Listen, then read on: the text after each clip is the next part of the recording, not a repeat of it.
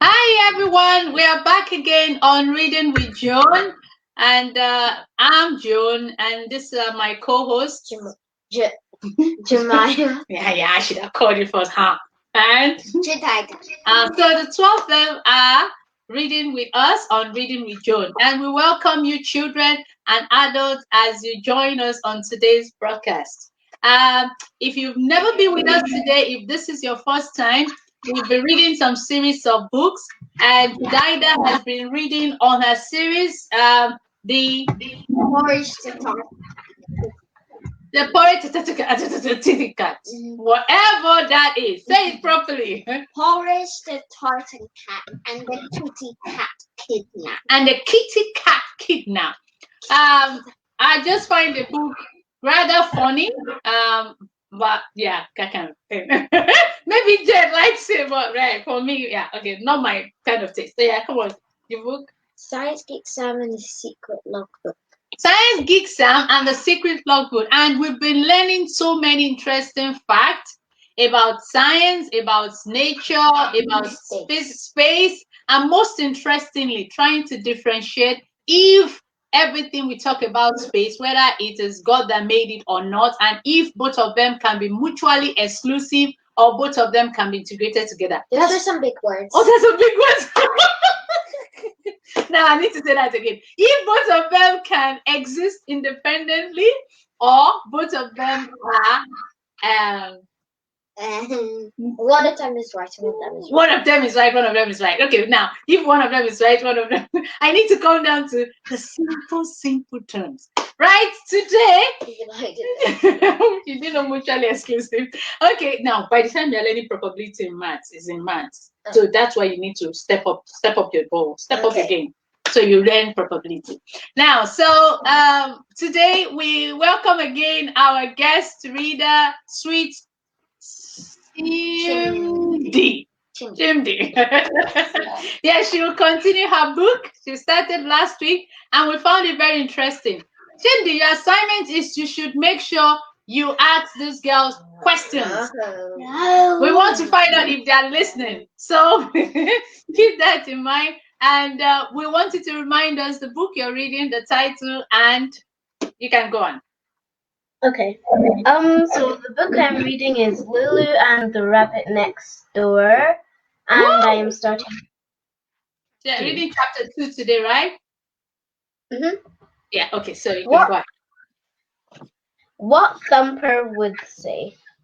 Lulu said, "What about kidnapping George?" "Rabbit napping," said Melly.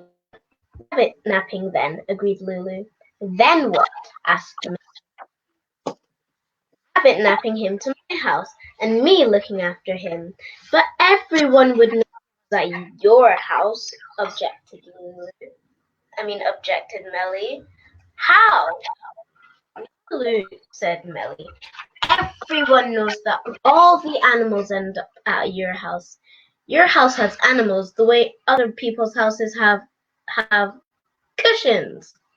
That was not quite true, but it was nearly true. A great many animals did end up at Lulu's house. Some of them, like the hamster who lived in Lulu's bedroom, had been bought by Lulu herself, but most of them had just arrived. Rocco, the bouncy young dog, had been astray from the beach. Green Ginger, the very old parrot, had belonged to a neighbor who moved away. 4 of Lulu's rabbits had come from a rescue center, and the 5th, a fat brown rabbit named Thumper, had been sent from his first home in disgrace. "We bought him to be a house rabbit," his owners had complained. Thumper had not known that. No one told him the rules for how house rabbits should behave in houses. Snip, snip, snip went his sharp rabbit teeth all in one lively afternoon. They snipped through shoelaces, electric cables, the TV aerial, 2 laptop transformers, and the telephone line. His owners should have been pleased that he wasn't electrocuted, said Lulu when she heard. His owners were not pleased. They shut him up in the bathroom, where Thumper busily dug up a large part of the bathroom floor. "He is not a house rabbit," said his disappointed owners. "He is a problem rabbit." They gave him to Lulu, who gave him twigs to snap instead of cables, and earth to dig in instead of bathroom floors. He was still a bit of a problem rabbit, though. The other rabbits would not be friends with him. They chased him away when he thumped over to them to play. "If I rabbit napped George, he could be Thumper's friend," said Lulu. But Melly would not agree. She had a much better idea. "Better, braver, more exciting," she said, bouncing as she spoke. "Arthur keeps poor George in a cage with nothing to do, doesn't he?" "Yes," agreed Lulu. "So that's what we should do. Put Arthur in a cage with nothing to do." "Why?" "Then he would see what it's like. But your shed could be the cage. We could take out the guinea pigs, 'cause they make it far too interesting. And Arthur could sleep on those bags of hay. And we could feed him food through the window. Boring food. Very plain sandwiches. Admit it. My idea is 10 million times better than yours." But Melly would not admit this. She said Melly's idea was 10 million times worse. "For one thing," said Lulu, "there isn't a toilet in the shed." "Who cares?" said Melly. "You can't just say 'who cares,'" said Lulu. "Think about it." But Melly would not think about it. She just kept saying how good her idea was compared to Lulu's. For several days they argued, and all the time George sat in his hutch. And then something happened. Arthur knocked on Lulu's door and he said, "We're going on holiday." "Oh," said Lulu. And then to be a bit more polite she added, "That's nice." "Yes, but there's my rabbit," said Arthur. "George," said Lulu, "it can't come." "He, not it." "He," said Arthur. "That's what I meant. So could you look after it?" "Him." "Him! You know who I meant. George. Could you? It's dead easy. You needn't bother to clean him out, 'cause we're only going away for a week. All you have to do is come round and feed him and check he's got some water." "That's not how you look after rabbits," said Lulu. "Yes, it is," said Arthur, sounding very surprised. "Well, it's not how I look after rabbits," said Lulu, "but I will look after George. Not at your house, though. He can have his house close to Thumper's, and they can make friends." When Melly saw George at Lulu's house, she thought Lulu had done rabbit napping without her, and she got very cross and said it wasn't fair. "No, no, no, listen," said Lulu. "George has come on holiday to here because Arthur went on holidays to the seaside." "Oh," said Melly, suddenly understanding. "Then," she said hopefully, "perhaps he'll stay here forever."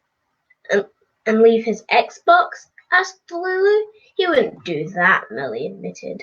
"Unless he took it," said Lulu. "I bet he did.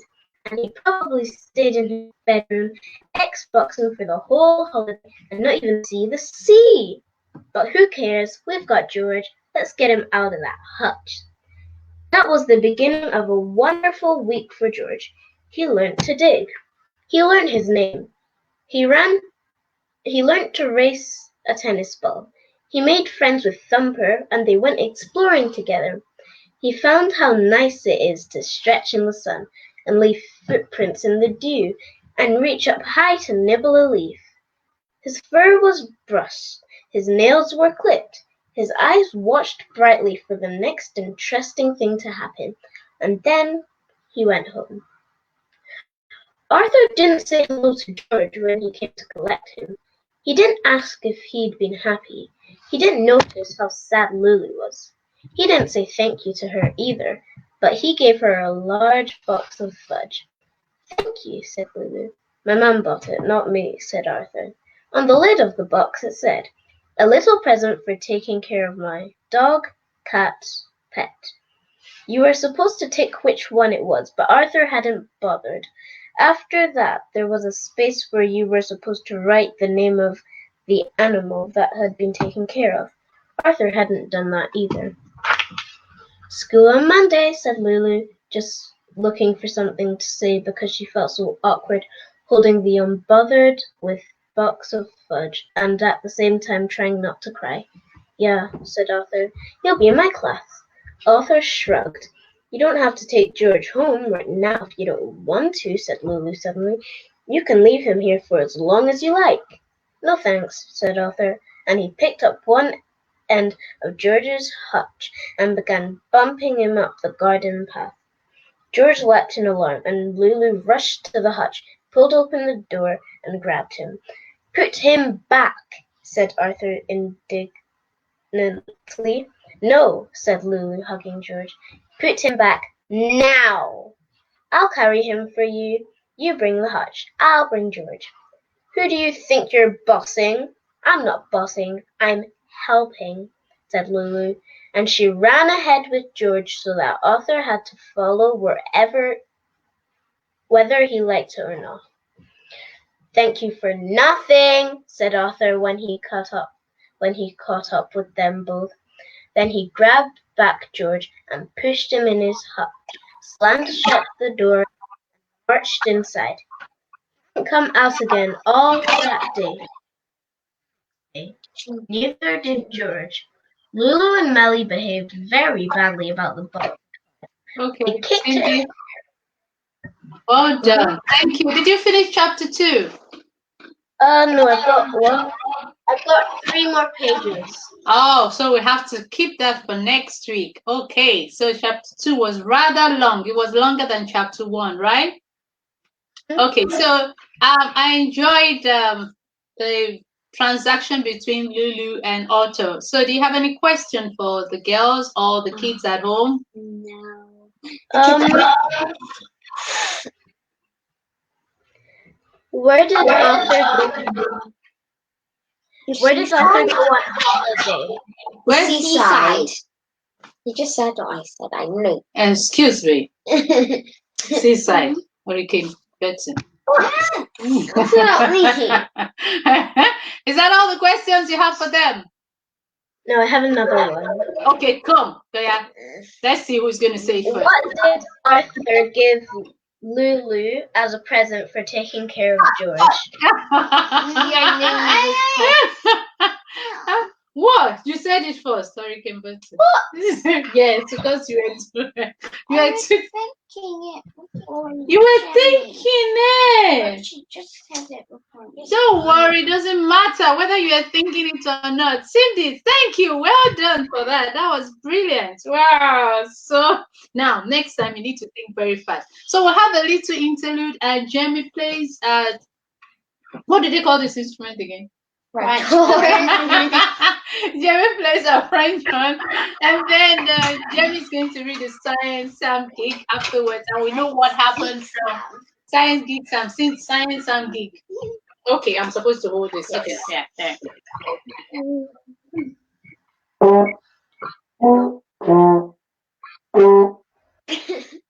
Okay, later.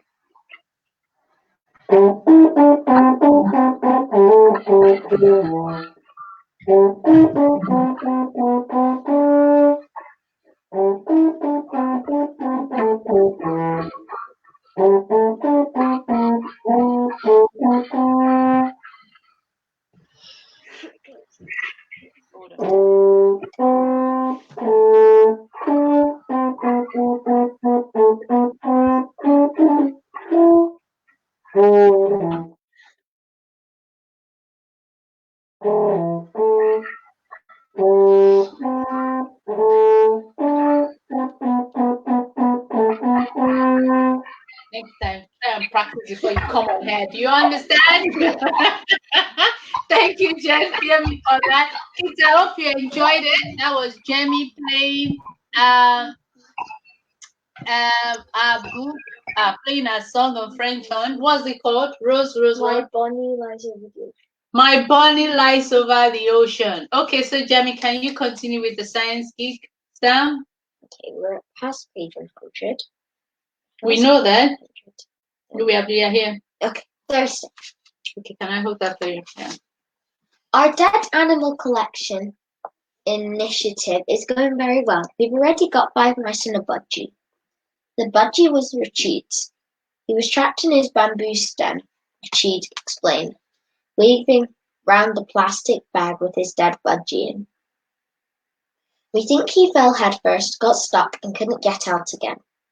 Anna buried her face in her hand. That is so sad. Maybe he had a heart attack, I said to comfort her. Otherwise he wouldn't have fallen like that. A bird that just doesn't fall over. Does his beak get stuck? Archie asked. Upside down, right at the bottom of the stem. Rachid shook his head. Stuck his head. It says stuck. Is it stuck? Rachid stuck his head. I think it means shook. Shook. Yeah. Rachid shook his head. No, it didn't, sir. Wait, no. No, it didn't. Sir, where do I take him? Just take him to the kitchen, Mr. Nolan said, and put him in the top compartment of the fridge. The freezer bit. My grandpa has a stuffed crocodile, Mehmet suddenly said. Maybe I can bring him in. A stuffed crocodile, Archie said. That's illegal, you know. All crocodile species are protected. Otherwise, he would have eaten my grandpa. It was either my grandpa or the crocodile. Wow, Mattia shouted. Epic! How big is he? Mehmet spread out his arms to listen. About this, Martin shook his head. He would never have managed to eat your grandpa. No, Richie said. Your grandpa wouldn't have fitted inside that crocodile, only if he was a baby. Mehmet leaned back on his chair. He's got very sharp teeth, you know. He could have easily bitten off my grandpa's hand and would have bled to death. There you go. Maybe it would be better not to bring the crocodile along after all, Mr. Nolan said. Just to be on the safe side. How did you get all those mice? Christy asked me at break time. I thought for a moment. That's a secret, I said. My dad has told me not to tell. Dad is worried that no one will buy cheese in our shop if they know we get the occasional mouse. As if he could help it. Mice are just very clever. Also, Mum always cuts off the bits where the mice have been nibbling. Oh, so they've come from your cheese shop. I believe it, Christy said. I believe it. How did you know? Wait. No, I can't say anything. Christy smiled. I won't tell anyone. You know that. It's a very short chapter. It's only 1 page and a half. Yeah. Okay, we have to. Wednesday. 2 extra mice and 5 moles, thanks to Esther's uncle. He catches moles for a job. All day long he walks around farmers' fields and other grounds checking his traps. Moles are hard to catch, but his traps work well. Anna thought it was dreadful, but Esther said that moles caused lots of trouble. Because they dig up fields, churchyards, sports fields, golf courses, Mattia said, and your garden. They're horrible because they messed up my brother's football pitch, Esther said. And he couldn't play for weeks. He was horrid and grumpy until they sorted it out. Thursday again. That was Tuesday, not Thursday. It was Thursday. What? Then that's a week after. A mouse and 3 baby rabbits. A mouse was caught in our shop, but of course I didn't tell anyone. And the rabbits came from Archie. Well, they came from his mother. I found them in the cage, dead, he said. Their mum forgot to give them any milk. Why didn't you give them a bottle? Florence said crossly. How could I know? Archie said. She only feeds them at night, and she must have forgotten. Florence shook her head. If she were a mother rabbit, she'd never forget the baby rabbits. Yes, it's very sad, Mr. Nolan said. There's nothing more we can do. There was a knock on the door, and a lady came in. She was wearing a headscarf, a pair of jeans, and red boots with very high heels. Auntie Adira, Rachid shouted, and he turned. That's my aunt. He patted his chest. She's my aunt. Auntie Adira greeted us. Hello, everyone, she said. I am Rachid's auntie. I have come from the for the People Library. Wow, Matteo said. He's nearly on the floor, inspecting Auntie Adira's boots. Can you walk in those? Matteo and Sam, Mr. Newman said. Please could you put the rabbits in the freezer compartment? Auntie Adira glanced around.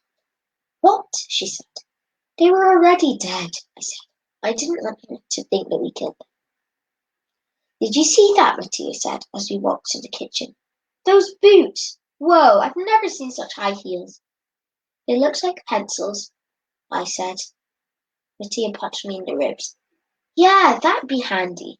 I'm going to invent that when I'm older. Pencil heels. With children, you would never get lost because you could just follow the pencil trail all the way back home. It's here.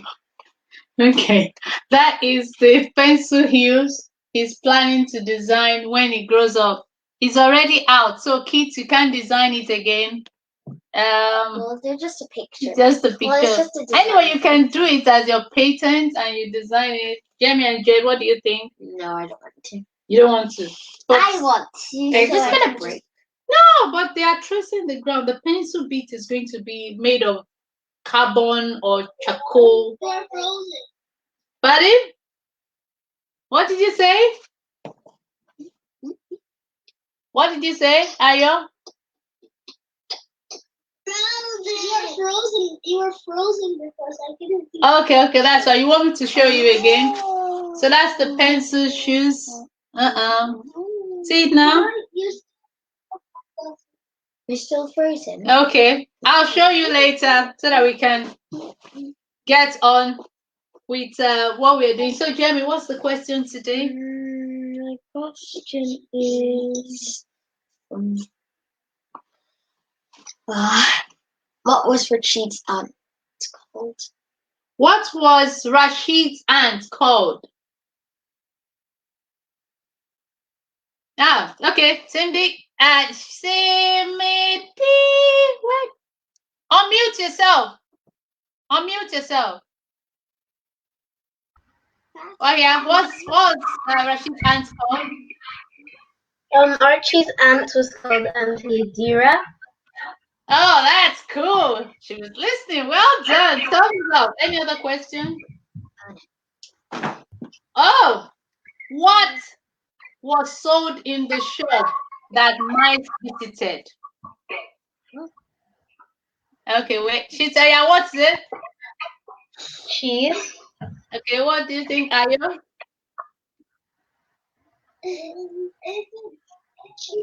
Yeah, both of you are right. Well done. Both of you are right. Cheese that is sold in the shop.